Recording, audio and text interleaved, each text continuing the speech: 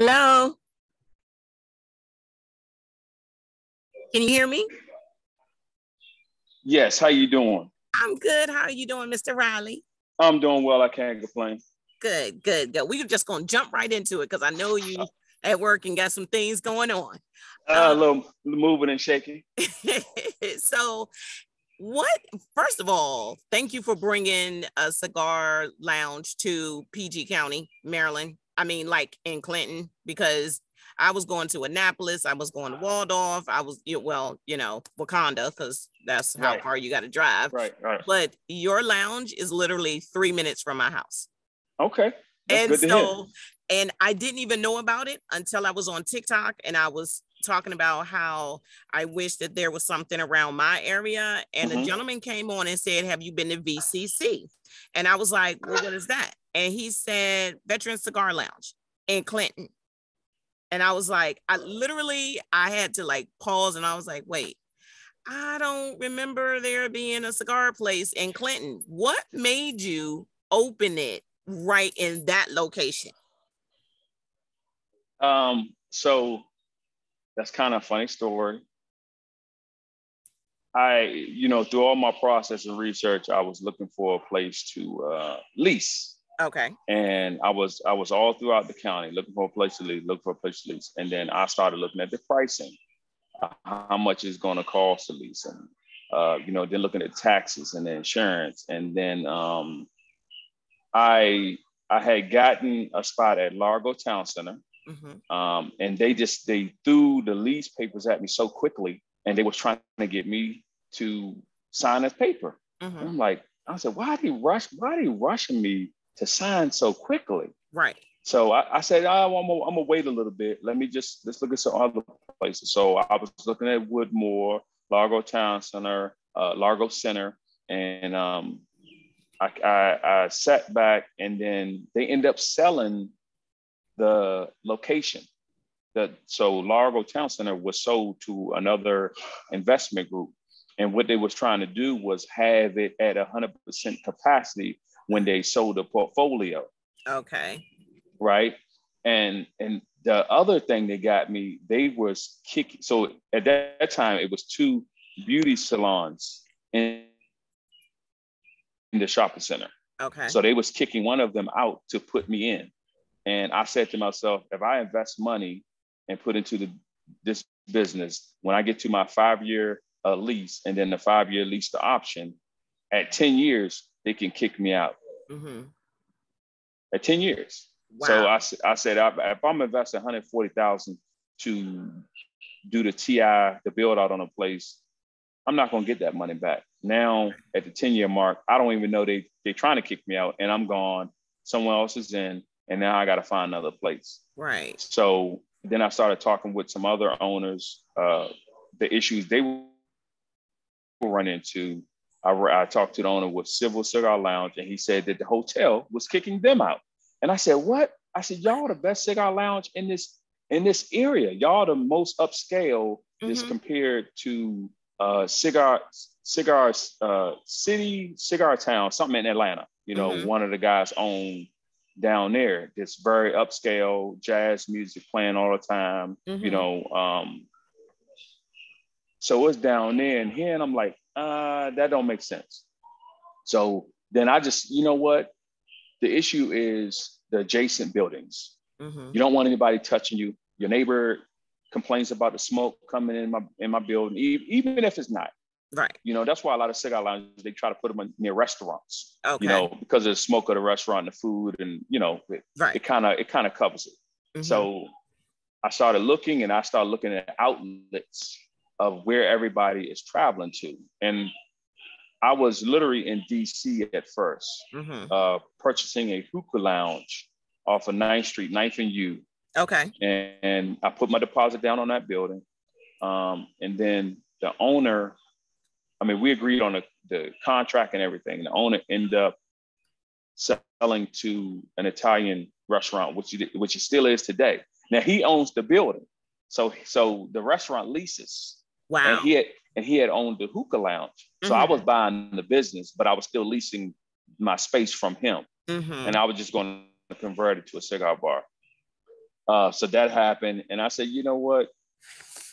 Why am I continuing spending my money in different counties, different cities, when I live in Prince George's County? Why can't I need to bring that money back to Prince George's County? Mm-hmm. And that's when I started looking at the outlets. And I bid it on this place first.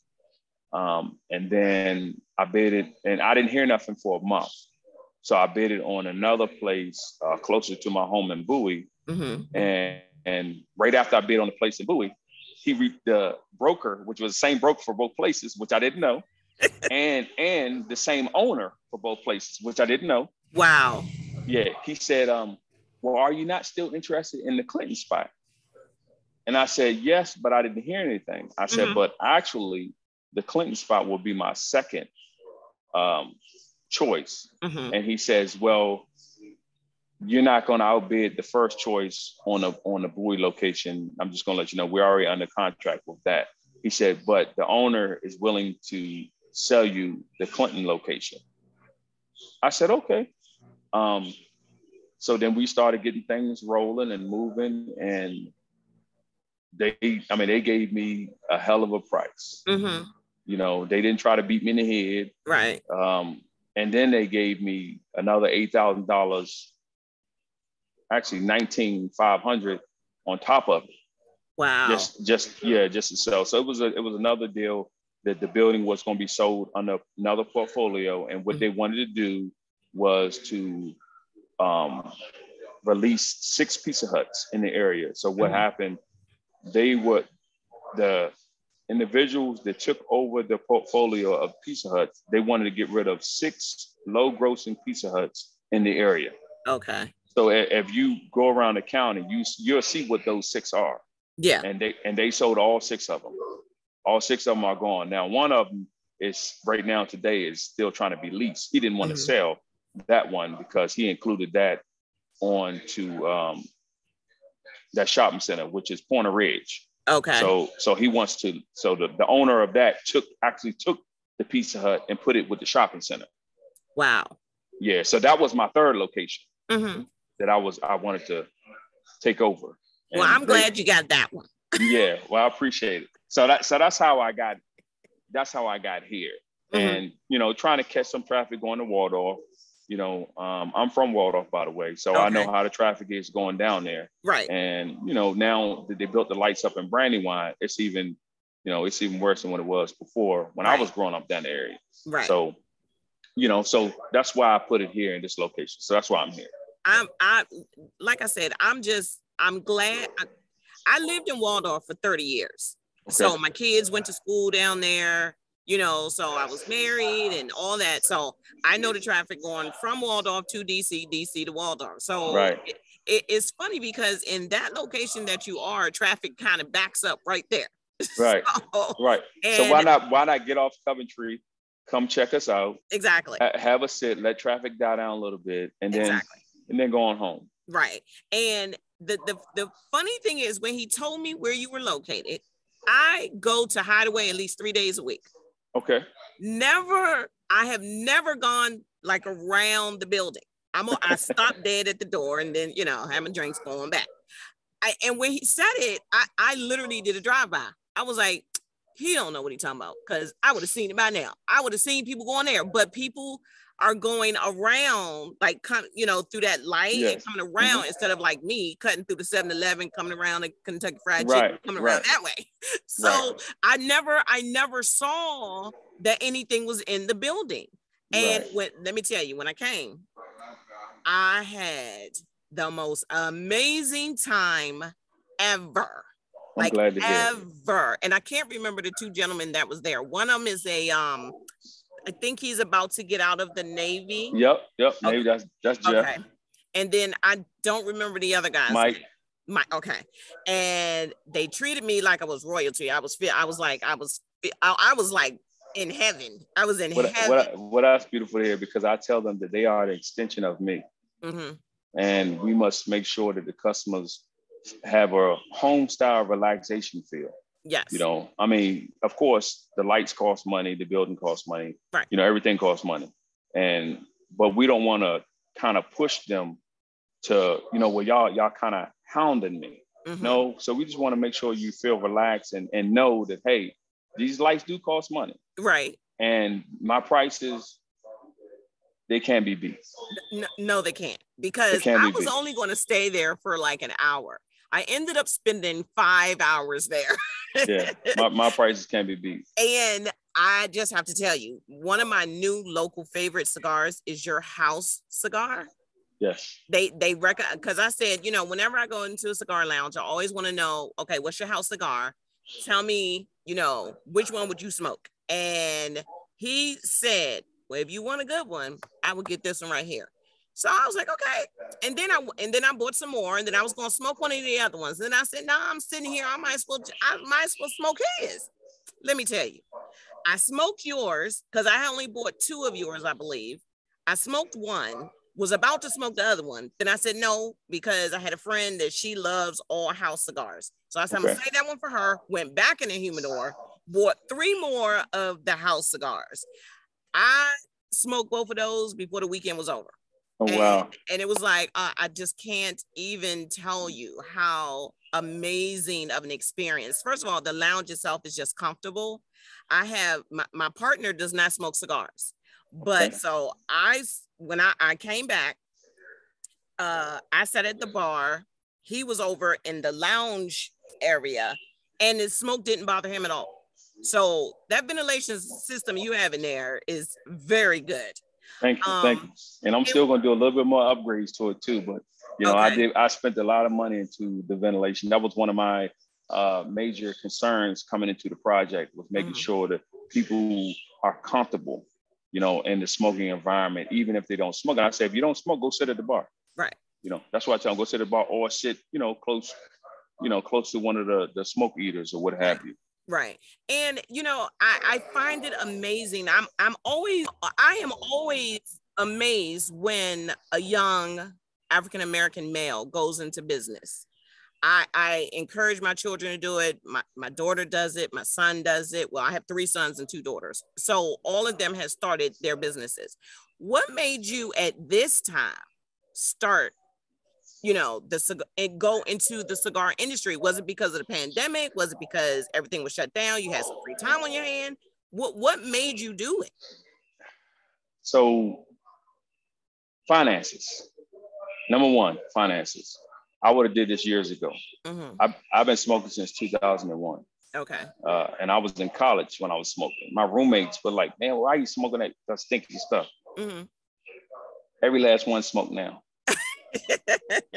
They got on me smoking cigars in college, playing football, and now they smoke. And I got in smoking cigars. And I know you didn't ask me this question, but I'm gonna give it to you. This is a little buffer for you. In 2001, I never drove over 3 hours in my life. Okay. So I would fall asleep, at a certain point of time. So I ran into this old gentleman, and we was having a conversation. I was like, yeah, I'm dreading. I got to go to Virginia Tech this weekend. And he said, well, what are you dreading? I said, I never drove over 3 hours in my life. And he said, okay, so what's wrong? I said, well, I need to make sure I keep myself up, because this is a 4 to 4.5 hour drive, depending on if I run into any traffic, in Blacksburg or Roanoke. And he was like, well, there are 4 essential things that I carry with me when I travel, when I road trip. He said, chewing gum, sunflower seeds, water, and cigars. He said, I have the water for hydration. I chew the sunflower seeds to get salt in my body. And, he said, you keep your motor moving, you're doing something so the blood is moving. He said, then once your sunflower seeds get salty, then you put the chewing gum in to take the salt out. He said, once you do that, then you come back and smoke a cigar. So that was his method. Now me, I have changed, I might smoke the cigar first, a while on my road trip. So it's not how long it takes me to get somewhere. It's how many cigars am I going to smoke? Okay, so what is the furthest you have driven, and how many cigars did it take? The further, Clarksville. I was stationed at Fort Campbell. Okay. And that's 11-hour drive. Okay. And I smoked 4 cigars. Okay. Yep, Oh, 4 cigars. And then my second was Atlanta. And okay. same amount, I smoked 4. And I just went to Georgia a few weeks ago. Mm-hmm. And I take me a 15 pack, even though I don't need it. I take 15 pack of cigars with me. And I smoked 3 going down. And I actually smoked 4 coming back because I hit traffic accident right above Fredericksburg. Okay. Coming back. I'm about to say, because I go to Georgia once a month because my daughter Kyra is in Georgia. Okay. So I drive to Kathleen, Georgia, which is a 10-hour drive. Mm-hmm. And I never thought about, my limit is 3 hours. So not that I can't drive past 3 hours. It's just like, I'm like a kid. I'm like, oh God, I'm not there yet. Even though I know it takes 10 hours, the 10 hours is never going to change. I'm like, oh, okay, I got to stop. If I stop for an hour, then I can go on. And then I try to push through for the rest of the 6.5 or 7 hours. Right. But now that you've told me that, because I always take my cigars with me. I take at least 24 cigars. Okay. I'm retired now. So I smoke a cigar when I get up in the morning. I smoke a cigar when I have lunch. And I smoke a cigar for dinner. And then if I go out, then I smoke another one. So my routine for many years, I smoked a half a cigar, 4:30 in the morning, driving to work. Okay. To the gym. I work out from 5:45, take a shower. And then when I'm driving home, I smoke the second half of the cigar. Okay. I get into the parking lot, fresh, air my car out, and I go pick my kids up from daycare and I go home. Okay. That was my routine for years. And that's what I did for years. And, now it's kind of different because I'm running the spot. So I come here after work for a few hours, make sure things right. If I'm not working that day, I come here every day, but I don't work every day. Okay. So now that's my routine. But yep, I could smoke a 4-body cigar on an empty stomach. And it took me a long time to get there. People are like, oh, well, how did you? I said, you got to build your palate up. Right. And even though I like the Maduro cigars, now I'm more into the Corojos. Okay. That's more now my flavor. Like the Maduros, the taste kind of doesn't feel right. I still smoke. Like I smoked a Maduro earlier today. Mm-hmm. So did I. I actually did too. Like minds think alike. Yeah. but the Corojo, so Oliva V Milano is my number 1 cigar. Okay. My number 1 cigar. That's my favorite cigar. And then it's my father, the 1922. Okay. Those are my top 2 favorites. And then I got the T9, the legal provider T9 and T52. Okay. And T9 resonates with me because my fraternity number is 9. Okay. So okay. Now, those are my sticks. So you've been smoking for quite a while. I've only been smoking for a year, a little over a year. And every couple of months I get a new favorite. So my favorite hasn't kicked in this month yet. So I started off with a mild cigar. So now I like the medium to strong, medium to full body. That's what I'm talking about. That's what I like. I'm kind of like, now I'm going to medium to full body. And so if I can find that, then I'm, moving on. And first I thought, oh man, everybody's smoking full body. I feel like a baby, but it literally is. Smoking a cigar is, in my opinion, is like a baby. You're born into it, and then you become a toddler, and then you're a teenager, and then you're an adult. So right. I'm at the toddler teenage stage. I'm jumping straight through. So, right. And so you can handle that though. Everybody can handle that. Right. People throw up smoking cigars. Right. And so everybody can handle it. I'm so glad I didn't. Okay. So tell me what is, because I've never, most people say, oh, I've made a mistake when I smoked a cigar. Some people have cut off the wrong end or lit the wrong end of the cigar. Have you, when you first started smoking cigars, and you've been smoking them for a while, you were smoking them in college, who taught you how to smoke a cigar? The same gentleman. The same guy. So him and I actually, so he took me into Emerson Cigar in Norfolk, Virginia, downtown Norfolk. They're not there anymore, but when I go back to homecoming, I go to the Emerson off of GB Boulevard. But he took me to the one downtown Norfolk, and he pointed out cigars for me to get that he knew would work for me, since I never smoked a day in my life. No cigarettes, no nothing. Like I nothing ever smoked in that. Right. He told me to get to Havana vanillas, Havana honey, and then he gave me a Connecticut. He told me to get one of the Connecticut cigars. So I got that, and then he was like, all right, now you got to get double, because you got to on your way back. So I grabbed 6 cigars, got a little, they gave me a bag, put a little humidor pack in it. Yep. Smoked it. And I was like, oh man. And I drove everything he told me. It's what I did. Wow. Yep, wow. It's what I did. I started, I drank a little bit of water. I did the sunflower seeds, like in the routine that he told me. Then I came back with the chewing gum. And then after I hit the chewing gum, I think I was hitting Richmond. And then I started smoking cigars from Richmond all the way to Virginia Tech. and like I said, now I don't do the sunflower seeds and chewing gum right away. That's like say I'm getting hungry, and I know what stops I want to stop at now anytime I travel. So if I'm getting a little bit hungry, then I get the sunflower seeds. And I'll start doing that to try to carve my appetite until I can get to where I want to stop at. Right. Because I don't eat heavy on the road, but I eat certain things. Right. Oh, that's me too. When I drive to Georgia, I always have sunflower seeds. I never use them in that, in that way, but I always have sunflower seeds. So I would always be chewing on that, because I always say, if I can get to North Carolina, that's my stopping point. I'm gonna stop in North Carolina, and then I only eat French fries. That's the only thing I'm gonna eat. I'm not going to, I drink water, but I have my big tumbler of water, but I only get French fries. That's the only stop I'm going to make. French fries, bathroom, back on the road. That's how it goes for me. Now, so I made a mistake. You asked me where was the furthest I ever drove. It was Fort Huachuca. It was 32 hours. Oh my gosh. Me and my mom did it together.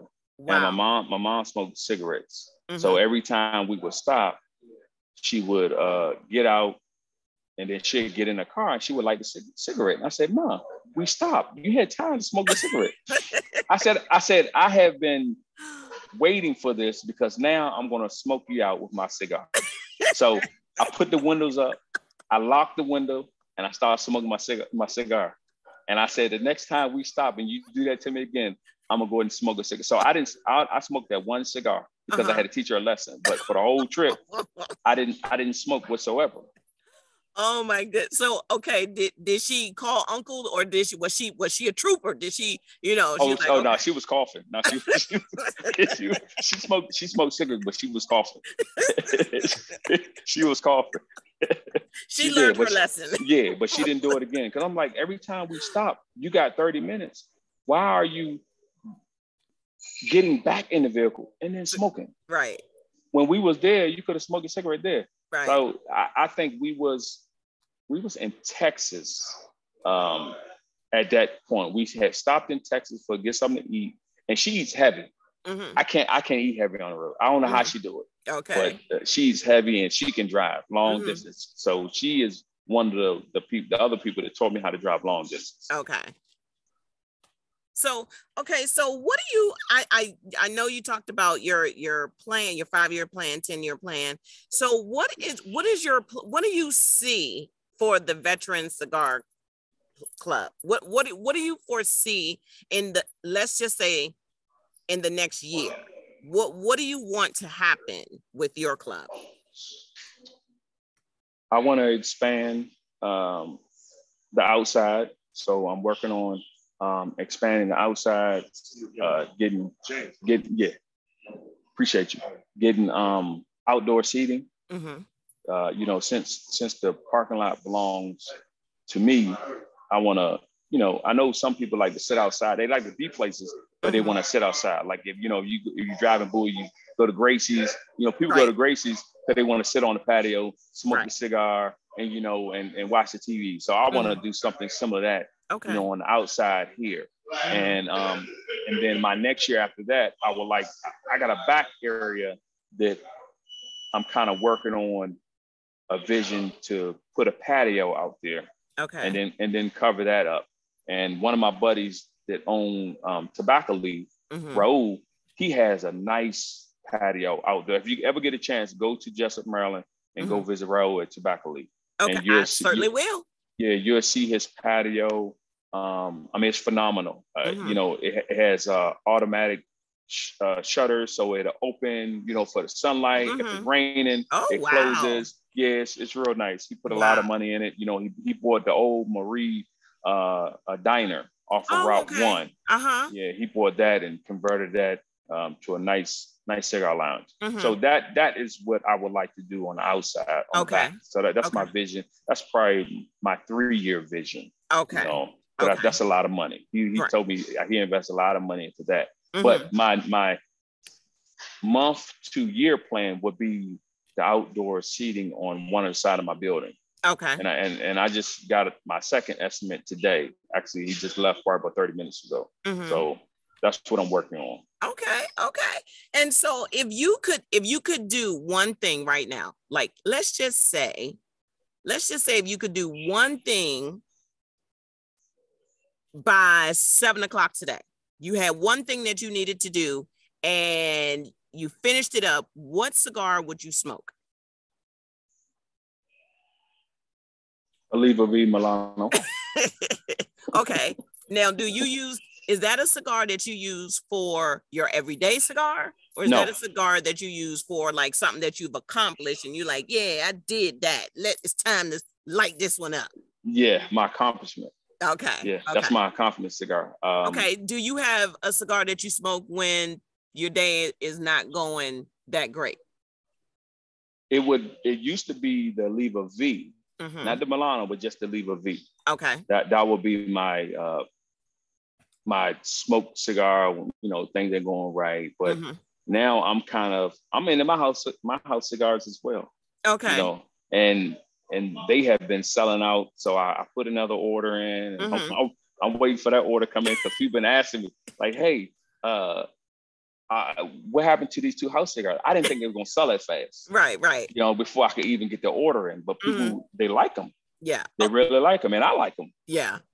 Because I was there, was it Wednesday of last week? I think it was Wednesday of last week. And I still had one. Okay. Well, good, because I put the order on Tuesday last week. Okay. And I'm waiting for it to come in now. Well, I'm gonna need an email when they come in, so because I'm retired, so I can come there when the shipment arrives. So I can be right at the door.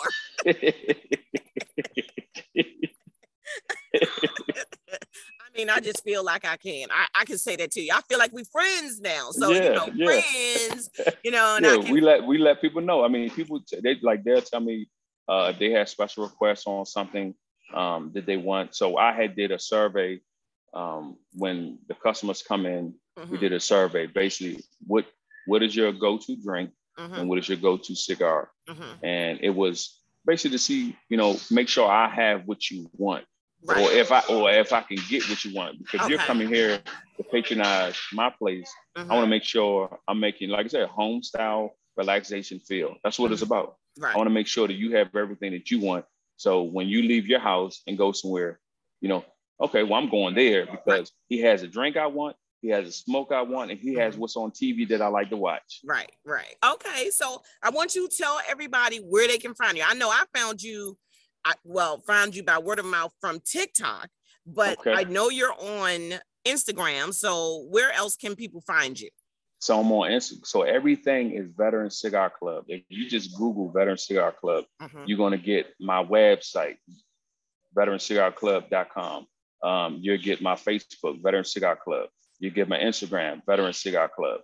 My email, veteranscigarclub@gmail. Everything is Veterans Cigar Club. Right. So I try to make no mistake about it. Yeah, I try to make it simple. You know, we're at 6409 Old Alexandria Ferry Road, Clinton, Maryland 20735, right behind the Hideaway and behind the Enterprise. We're right in the middle of them.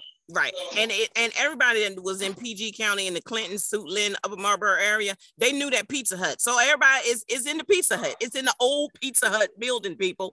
Yep. Old Pizza Hut. So what are your hours? It's funny because we started 12 to 12, and then people wouldn't they were not coming in until 4. Okay. So now Sunday through Thursday, we're 4 to 10 or 11, depending on what's going on at night. Okay. Fridays and Saturdays, 4 to midnight. Okay. Now, some days during the week, when I'm here, I open a little bit earlier. You know, like today, I open at noon today. You know, a few guys came in, you know, they telework, they do whatever they got to do for work. Right. You know, sit down, they smoke, you know, they want something to drink. I go, you know, go get them whatever they want to drink. Right. You know, sit down and watch TV. Right. So that's typically how it is. Now, once we start getting busy and the advertising and marketing, you know, gets back out there and the word of mouth, people know where we're at, then I'll start opening earlier. Okay. Yeah, for the retired folks like me, Right, that like to exactly. like come in early and just, you know, just sit and lounge all day. As long as we can get six to 8 people in, yes. Okay. Definitely. Okay, good. That's good to know. Okay, so let me ask you one last question. Okay, does your wife smoke cigars? No. Okay. So how I'm trying to get her to try it. I am. I'm trying to get her to start off with a flavored cigar. Okay, and that's how I started off. The lady that introduced me to smoking, she gave me a Tatiana Groovy Blue. That's what she started me with. Then the next week she was like, "Did you like it?" I was like, "Yes." She then gave me an acid blondie. Yep, blondie. Then she was like, "Okay, you like that?" And I was like, "Yeah, I like that." And so she was like, "Okay, now we're going to go to the cigar lounge." So when you go into a cigar shop, how many cigars do you typically buy? And is that your normal amount? I go like, for me, instance, I go into a cigar shop and I'm only going to buy 1 or 2. And it's like Walmart to me. I'm like coming out of there with 10 to 12. So if you go in, how many are you buying? So I try to minimize myself, and I would no less than 3. Okay. Now, when I know I'm traveling, 12, 15. Okay. Even so, like when I go up and down 95, I stop at JR's all the time. I keep missing them. Every time I go. I catch them one way. They literally close like 2 minutes before I get there. I always catch them going one way. I don't catch them coming the other way, but I always catch them going one way. Okay. And I'll stop there, you know. What's happened? They gave me a military discount, you know, I got, you know, the wholesale account JR's, but I'll stop there and I just buy 12 cigars, even though I got enough. Right. I still get, you know, I get about 12 cigars. Right. I know. I feel like I have enough. Like, right. I did a rotation of my stock today, actually. And I have 37 cigars right now. I don't need no more. But did I place another order? Sure. Right. And that's what it is. So I don't believe, myself, I don't believe in holding cigars. Cigars is meant to be smoked. Yeah. You might have people have a cigar in the humidor for 2 years. Yeah. I can't do it. I can't do it. I'm not a person that puts stuff on a shelf and leave it there. If I have it, it's meant to be used. Right. That's everything I own. Everything I own is meant to be, I buy it for a reason. Exactly. I don't buy it to look at it. I buy it for a reason. Right. And that's my thing. Those 37 cigars that I have, they'll probably be gone probably by the end of the month. So, but I also give, like, to my friends that smoke cigars, I always give them a nice little travel humidor with 5 of my favorite cigars in there, because they always ask me, what you smoking? What you trying? So I always give them, if I buy 5, I buy 5 extra of the same ones. And those are the ones I give as gifts. I'm so lucky that this community of cigar smokers are so welcoming. That's the thing, because, you know, I'm thinking, okay, I just started smoking a year ago. No one's going to talk to me, but everyone is, you know, they're, oh, how long have you been smoking? Have you tried this one? Have you tried that one? And it is just amazing. And I want to thank you for coming to Clinton, Maryland. I appreciate you. And you hit something very familiar with me. So when I was in the military, and like I said, I've been smoking since 2001.